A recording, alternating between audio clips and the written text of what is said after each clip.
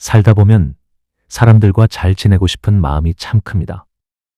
내가 조금 양보하면, 내가 먼저 손 내밀면 관계가 더 좋아질 거라 믿죠. 그래서 기꺼이 웃어주고 도와주고 먼저 챙기고, 하지만 돌아서면 마음 한켠이 이상하게 허전할 때가 있습니다. 왜 나는 늘 상처받고 돌아서게 될까? 좋은 마음으로 시작했는데 끝은 서운함과 후회로 남는 경험. 혹시 여러분도 한 번쯤 겪으신 적 있으신가요? 오늘은 진심이었는데도 상처로 남아버리는 이유 3가지, 그리고 그 상처를 피하고 관계를 더 따뜻하게 지킬 수 있는 방법을 3분의 이야기를 통해 차분히 나눠드리겠습니다. 혹시 지금 누군가와의 관계에서 지치고 있다면 오늘 이야기가 분명 작은 길잡이가 될 겁니다. 먼저 김영자 어르신 이야기부터 시작해 보겠습니다. 오래 이른을 바라보는 영자 어르신은 동네에서 인정 많은 사람으로 소문난 분입니다. 아침이면 장바구니를 들고 골목길을 걸어가다 마주친 이웃에게 먼저 활짝 웃으며 좋은 아침이에요 하고 인사를 건넵니다. 누군가 하루를 조금이라도 더 기분 좋게 시작할 수 있다면 그게 자신에게도 기쁨이라고 믿는 분이죠. 집에 김치나 나물 반찬이 조금이라도 남으면 꼭 깨끗한 용기에 덜어 담습니다. 맛있게 드세요. 그 한마디와 함께 옆집 할머니에게, 맞은편 젊은 부부에게, 심지어 이사 온 지 며칠 안 된 새댁에게도 건넵니다. 그럴 때면 돌아오는 건 늘 고마움이었습니다. 아이고, 김 여사 덕분에 한 끼 잘 먹었네. 정말 맛있어요. 어쩜 이렇게 손맛이 좋아요? 그 말 한마디에 마음이 따뜻해지고 피곤함도 눈 녹듯 사라졌죠. 그런데 언제부턴가 조금씩 달라졌습니다. 이 김치 정말 맛있던데 다음엔 좀 많이 주세요. 집에 가는 길에 우체국 좀 들러서 이 서류 대신 내주실래요? 혹시 이번 주에 병원 가세요? 그럼 이것도 좀 같이 맡겨주세요. 감사 인사보다 부탁이 먼저 나오기 시작한 겁니다. 처음엔 내가 할 수 있는 거라면 해드리지 하고 웃으며 나섰습니다. 하지만 부탁이 하루가 다르게 늘어나고 부탁의 무게도 점점 무거워졌습니다. 장을 보러 가던 길을 바꿔 심부름을 하느라 점심이 늦어지는 날이 많아졌습니다. 약속에 늦는 일도 잦아졌죠. 무릎이 욱신거리고 발목이 붓는 날에도 이번 한 번만 하며 나서곤 했습니다. 집에 돌아오면 장바구니 속은 텅 비어 있는데 다리는 퉁퉁 붓고 어깨는 뻐근하게 굳어 있습니다. 부엌 한쪽에 세워둔 거울 속에는 늘 웃던 얼굴 대신 피곤이 깊게 내려앉은 표정이 비칩니다. 그 순간 마음속에서 문득 이런 생각이 스쳤습니다. 내가 잘해주려고 했을 뿐인데 왜 이렇게 지치고 서운할까? 영자 어르신 이야기를 듣고 나니 혹시 비슷한 경험이 떠오르시나요? 처음엔 내가 할 수 있는 일이면 기꺼이 하는 마음이었는데 어느 순간 부탁이 쌓이고 고마움보다 당연함이 커져버린 상황 말입니다. 이렇게 되면 마음은 금세 지치고 내가 주고 싶은 만큼만 주고 싶었던 선의가 무너집니다. 그렇다면 왜 이런 일이 반복될까요? 그 첫 번째 이유는 바로 경계 없는 친절입니다. 사람들과 잘 지내고 싶은 마음이 클수록 우리는 그 마음을 지키려고 더 많이, 더 자주 내어주게 됩니다. 처음엔 별것 아니었죠. 마트 다녀오는 길에 무거운 장바구니를 들어준다든지, 바쁜 이웃을 대신해 서류를 내다 준다든지, 병원 갈 때 차를 태워주는 일처럼요. 그때는 아이고, 이렇게까지 해주셔서 감사해요 라는 말에 마음이 따뜻해지고 나도 모르게 웃음이 나왔습니다.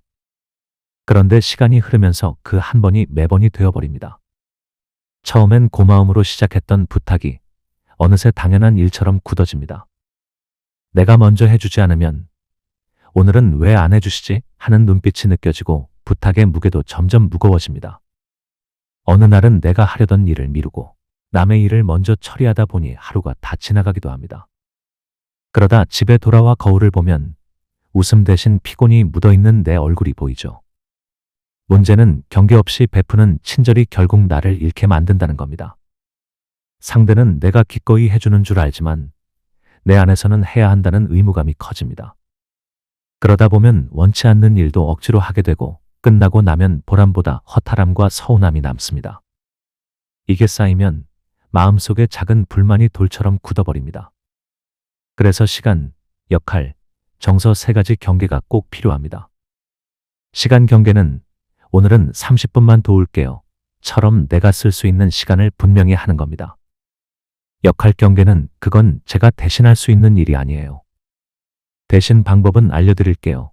처럼 내가 할 수 있는 범위를 정하는 것이죠. 정서 경계는 이 주제는 제겐 조금 힘드네요. 다른 이야기로 바꾸면 좋겠습니다. 처럼 내 마음이 다치지 않도록 선을 긋는 겁니다.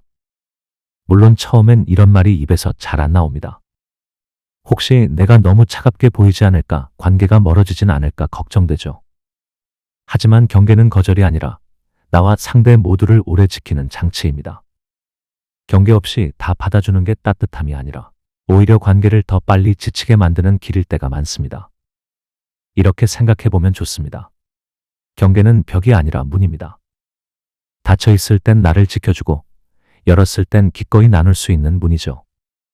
그리고 그 문은 내가 열고 싶은 때, 열고 싶은 만큼만 여는 겁니다. 그래야 나도 지치지 않고 상대도 내 진심을 오래 느낄 수 있습니다. 이번엔 박정임 어르신 이야기입니다. 여든을 앞둔 정임 어르신은 주변에서 속 깊은 어른이라고 불립니다. 말수가 많지 않아도 필요한 순간에 꼭 필요한 말을 건네주는 사람. 며느리에게도 늘 고생 많지. 애는 내가 봐줄 테니 쉬어. 이렇게 먼저 배려의 말을 전하곤 했습니다. 그날도 평소처럼 며느리에게 문자를 보냈습니다. 오늘 저녁에 반찬 좀 해서 보낼게. 몇 년째 해오던 일이라 별다른 대답을 기대하지도 않았습니다. 다만 고마워요. 어머니 하는 짧은 말 한 줄이면 충분했죠.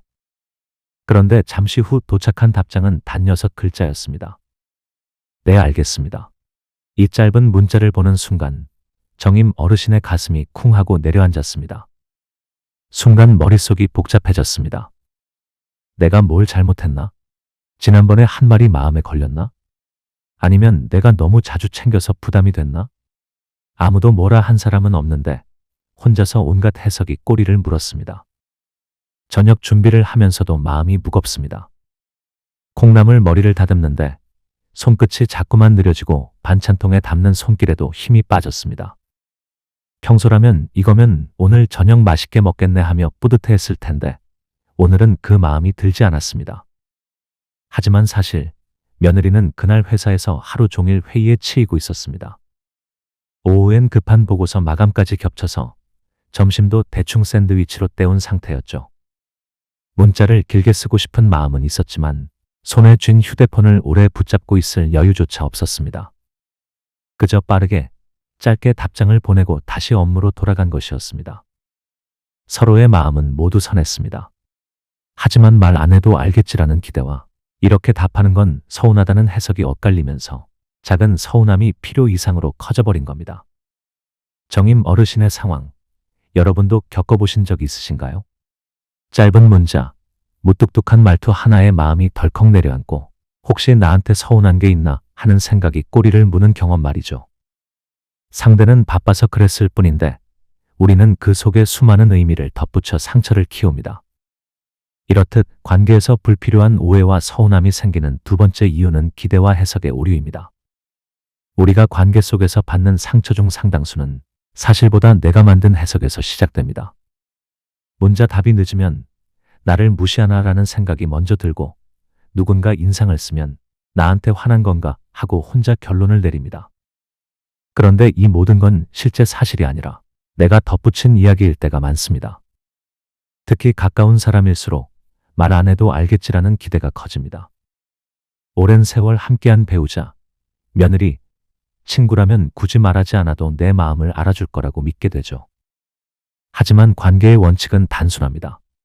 말하지 않으면 모른다는 겁니다. 내 마음도, 내 상황도, 내 의도도 말로 꺼내야만 정확히 전달됩니다.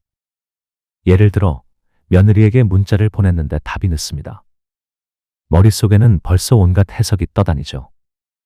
혹시 내가 지난번에 한 말 때문에 서운했나? 나한테 마음이 식은 건가? 하지만 실제 이유는 단순할 수 있습니다. 회사에서 회의 중이라거나 아이를 돌보느라 휴대폰을 못 본 것일지도 모릅니다. 그래서 저는 이 방법을 권합니다. 사실, 해석, 느낌을 나눠서 바라보는 습관입니다. 먼저 사실을 적습니다. 문자 답장이 평소보다 늦었다. 다음으로 그 사실에 대한 나의 해석을 씁니다. 혹시 나를 무시한 걸까? 마지막으로 그로 인해 내가 느낀 감정을 적습니다. 서운하고 불안하다. 이렇게 나누다 보면 내가 느끼는 불편함의 절반은 사실이 아니라 해석에서 비롯됐다는 걸 알게 됩니다. 그리고 여기에 짧은 확인 질문을 곁들이면 오해는 훨씬 줄어듭니다. 혹시 바빴지? 나는 걱정돼서 물어봤어. 이 한 문장은 불필요한 서운함을 줄이고 대화를 열어주는 열쇠가 됩니다. 기억하세요. 확인은 따지는 게 아니라 서로의 마음을 안전하게 잇는 다리입니다. 내 해석이 아니라 상대의 사실을 들어보는 것, 그 작은 습관 하나로 관계의 온도가 한결 따뜻해질 수 있습니다. 그리고 마지막으로 오상철 어르신 이야기입니다. 70을 훌쩍 넘긴 상철 어르신은 동네 산악 모임에서 살림꾼으로 통합니다. 산에 가는 날이면 늘 본인의 차로 사람들을 태워주고 회비가 모임 통장에 들어오기 전에도 먼저 결제해두는 게 당연한 일처럼 굳어져 있었습니다. 처음엔 형님 덕분에 모임이 돌아가요. 형님 아니면 우리가 어떻게 편하게 다니겠어요. 이런 감사 인사가 빠지지 않았습니다. 그 말을 들을 때마다 뿌듯했고 몸이 좀 고돼도 웃으며 다시 운전대를 잡을 수 있었죠. 그런데 어느 순간부터 감사 인사는 줄어들고 당연함이 그 자리를 대신했습니다. 모임 날짜가 잡히면 이번에도 형님 운전하시죠? 라는 질문조차 없습니다. 그냥 그날의 운전자는 상철 어르신으로 정해져 있습니다. 회비를 내야 할 때도 형님 먼저 내주세요. 나중에 드릴게요.가 습관처럼 따라옵니다. 비 오는 날, 허리가 쑤시는 날, 심지어 감기 기운이 있는 날에도 내가 빠지면 다들 불편해하지 않을까 하는 부담 때문에 모임을 빠지는 선택은 생각도 못했습니다.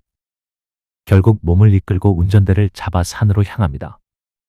산행이 끝나고 집에 돌아오면 발은 퉁퉁 붓고 어깨와 허리는 돌덩이처럼 굳어 있습니다.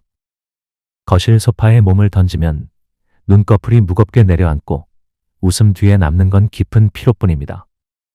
그때 문득 마음속에서 이런 목소리가 들려왔습니다. 나는 왜 늘 더 주는 쪽이 될까? 이렇게 계속해도 괜찮을까? 상철 어르신이 느낀 이 씁쓸한 물음은 어쩌면 많은 분들이 한 번쯤 스스로에게 해봤을 질문일 겁니다. 사람들과 잘 지내고 싶은 마음이 결국 나를 지치게 만들 때, 그때 우리는 비로소 깨닫습니다. 관계는 오래 가려면 주고받음의 균형이 필요하다는 것을요. 상철 어르신 이야기를 들으면서 나도 늘 더 주는 쪽이 아닌가 하는 생각이 드는 분이 있을 겁니다. 처음엔 보람으로 시작했던 일이 시간이 지나면서 의무가 되고 심지어 부담이 되어버린 경험 말입니다. 이처럼 관계 속에서 한쪽이 계속 더 많이 주게 되면 마음의 저울이 기울고 그 무게가 서운함으로 쌓이게 됩니다. 세 번째 이유는 바로 기울어진 주고받음입니다. 관계는 저울과 같습니다. 정확히 일일로 주고받을 필요는 없지만 대체로 공평하다는 느낌이 있어야 오래 갑니다. 그런데 어느 순간부터 내가 더 많이, 더 자주, 더 먼저 하게 된다면 그때부터 저울이 기울기 시작합니다. 처음에는 내가 조금 더 해도 괜찮습니다. 먼저 연락도 하고, 약속 장소도 내가 정하고, 모임 회비도 먼저 내고, 어려운 일 있으면 먼저 가서 도와주고. 그런데 이게 계속 반복되면 관계 속에 보이지 않는 장부가 생깁니다. 그 장부의 이름은 서운함과 원망입니다. 처음에는 작은 메모 한 줄처럼 시작되지만 시간이 지나면 페이지가 채워지고 결국 마음이 무겁게 잠겨버립니다. 예를 들어 친구와 매번 밥을 먹을 때 내가 더 비싼 메뉴를 사거나 모임에서 늘 운전 봉사를 하고 가족 모임 준비도 항상 내가 도맡는 경우, 상대는 고맙게 여기지만 시간이 지나면 이건 원래 내 몫처럼 느끼게 됩니다. 나도 모르게 이번엔 왜 안 해주지? 라는 무언의 기대가 생기고 그 기대가 당연함으로 굳어집니다. 이때 필요한 건 기울기를 바로잡는 작은 규칙입니다. 먼저 지난 한 달을 돌아보며 내가 해온 것 5가지와 상대가 해준 것 5가지를 조용히 적어봅니다. 이 과정에서 내가 훨씬 많이 했구나 혹은 서로 비슷하구나를 눈으로 확인할 수 있습니다. 그 다음 작은 합의를 만드는 겁니다. 운전은 돌아가면서 하자. 회비는 각자 당일에 내자. 부탁은 한 달에 한 번씩만 같은 단순한 규칙이면 충분합니다. 그리고 마지막으로 이 합의를 제안할 때는 거절의 뉘앙스가 아니라 지속을 위한 조정이라는 메시지를 담아야 합니다. 나도 오래 돕고 싶어서 방식을 조금 바꿔보자. 이렇게 말하면 상대도 방어적이 되지 않고 오히려 관계를 오래 유지하려는 내 마음을 이해합니다. 관계에서 중요한 건 내가 얼마나 많이 주느냐가 아니라 주고받음의 균형이 서로에게 어떻게 느껴지느냐입니다. 때로는 한 발 물러서서 저울을 바라봐야 합니다. 기울어진 쪽을 살짝 올려주는 그 한 번의 조정이 오래도록 편안한 관계를 만드는 힘이 됩니다. 이야기를 돌아보면 세 분의 사례는 결코 특별한 일이 아니었습니다. 김영자 어르신처럼 경계 없이 베풀다 지치고, 박정임 어르신처럼 말하지 않은 기대와 해석에 마음이 상하고, 오상철 어르신처럼 기울어진 주고받음 속에서 서운함이 쌓이는 건 우리 주변에서도, 어쩌면 바로 우리 안에서도 일어나는 일입니다. 관계는 잘해주는 사람이 오래 가는 게 아닙니다. 잘 지키는 사람이 오래 갑니다. 나를 지키는 경계, 오해를 줄이는 확인, 그리고 균형을 회복하는 작은 조정. 이 세 가지가 내 진심을 오래오래 안전하게 지켜주는 울타리가 되어줍니다. 혹시 지금 마음속에 떠오르는 사람이 있으신가요? 그 사람에게 오늘 단 한 줄만 건네보세요. 우리가 오래 편안했으면 좋겠어. 그래서 내 방식 하나만 조정해볼게. 그 짧은 한 줄이 내일의 관계를 바꾸고 서로의 마음을 조금 더 가까이 이어줄 수 있습니다. 오늘의 세 문장 꼭 기억하시길 바랍니다. 첫째, 나는 나를 지킬 때 너를 더 오래 사랑할 수 있다. 둘째, 말하지 않으면 모른다. 확인은 예의다. 셋째, 관계는 기울기보다 균형의 느낌이 중요하다. 여기는 노후 산책이었습니다. 오늘 우리의 이야기가 누군가의 마음에 작은 등불 하나 켜졌길 바랍니다. 당신의 진심이 더는 상처로 남지 않도록 저는 언제나 이 자리에서 함께 걸어가겠습니다. 따뜻한 저녁 보내세요.